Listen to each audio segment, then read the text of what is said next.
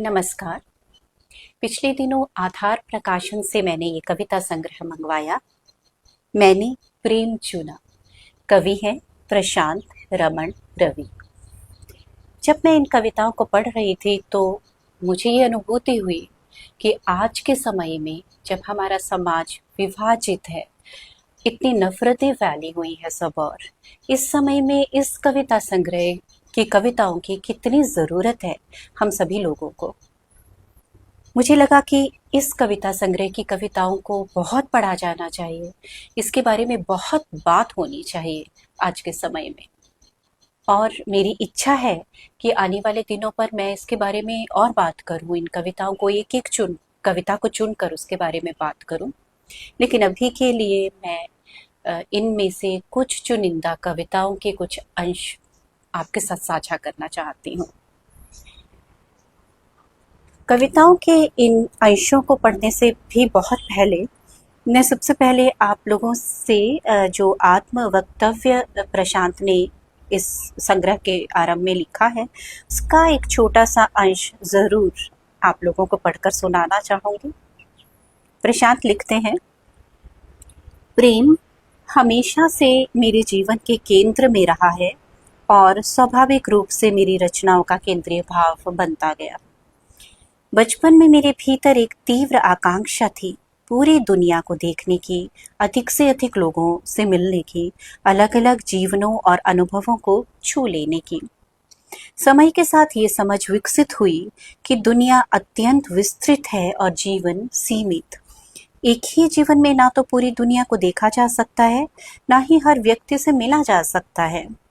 लेकिन इसी अनुभव से एक और गहरी बात समझ में आई कि पूरी दुनिया से प्रेम किया जा सकता है, हर उस व्यक्ति से जिससे हम कभी नहीं मिलेंगे, हर उस जगह से जहां हम शायद कभी नहीं पहुंचेंगे।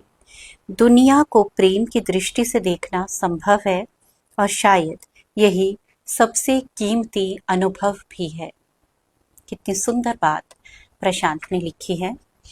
और अब मैं इस बात को स्थापित करती कुछ कविताओं के कुछ अंश पढ़ना चाहूँगी। सबसे पहले मैं पढ़ूंगी मैंने प्रेम चुना शीर्षक कविता का आरंभिक एक भाग। मैं नफरत नहीं बना। जब किसी ने मुझे नफरत से पुकारा, मैंने अपनी चुप्पी को उत्तर की तरह ओढ़ लिया। एक क्षण को चाहा जरूर जवाब दूं उसी भाषा में जिसमें मुझे धकेला गया, पर मुझे याद रहा प्रकाश कभी शोर नहीं मचाता। एक और कविता है स्वर्ग और नर्क की खोज। छोटी कविता है, मैं इसे पूरा ही पढ़ूंगी। मैं स्वर्ग और नर्क की खोज में निकला, धूल भरी पगडंडियों से लेकर सभ्यताओं की चमकती गलियों तक भटका, पर कहीं कोई द्वार नहीं मिला जिस पर लिखा हो स्वर्ग या किसी अंधेरी दरार पर नर्क। जब मैंने प्रेम किया तब मैंने जाना स्वर्ग कोई जगह नहीं, प्रेम में होने की अवस्था है, और नर्क प्रेम के अभाव में धीरे धीरे सूखती हुई आत्माएं।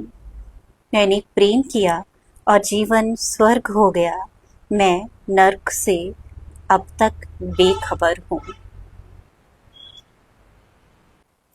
एक बहुत प्यारी कविता है मेरी माँ।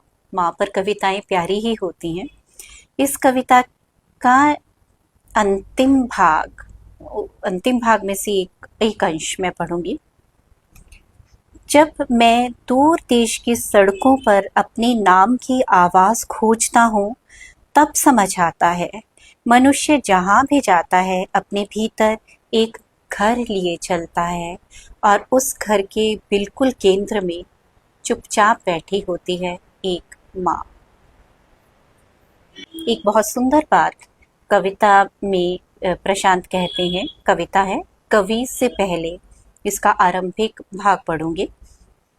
मैं कवि से पहले एक सुंदर मनुष्य होना चाहता हूँ, करुणा से भरा, प्रेम के उल्लास से जगमग, दंभ और कुंठा की कैद से मुक्त एक बहुत सुंदर मनुष्य। इतना सुंदर कि किसी के निराश मन की रोशनी बन सकूं, किसी के उजड़े जीवन में लौटता हुआ एक गहरा विश्वास और दुख से टूटे किसी मनुष्य का एक जरूरी सहारा। एक कविता है, ख्वाहिशें जीवन से लंबी है, अभी करनी है कई यात्राएं, पढ़नी है अनगिनत किताबें, मिलना है उन लोगों से जिनसे मिलकर लगे कि मैं ही अकेला नहीं हूँ, और भी बेतरतीब लोग हैं मेरी तरह इस दुनिया में। मेरे पास ख्वाहिशों की एक पोटली है, मुझे हर सुबह उसमें से एक सपना चुनना है और छोड़ देना है उसे आंखों के आकाश में, ताकि वो किसी तारे की तरह चमक कर रातों को भी अर्थ दे सके। और अब अंत में मैं संग्रह की अंतिम कविता है, मैं जीवन चुन लूंगा। अगर एक दिन सब छिन जाए, घर की छत, जेब की गर्मी और आंखों की उम्मीद, तब भी मैं रुकूंगा नहीं। मैं लौट जाऊंगा मिट्टी के उसी मौन में जहां जड़ें सांस लेती हैं, और वहीं से फिर एक कोमल पत्ती बन आकाश की ओर हाथ बढ़ाऊंगा। मैं जीवन चुन लूंगा। कविता लंबी है, लेकिन अभी के लिए बस ये इतना सा भाग। मैं जीवन चुन लूंगा। प्रेम की कविताएं जीवन की कविताएं हैं।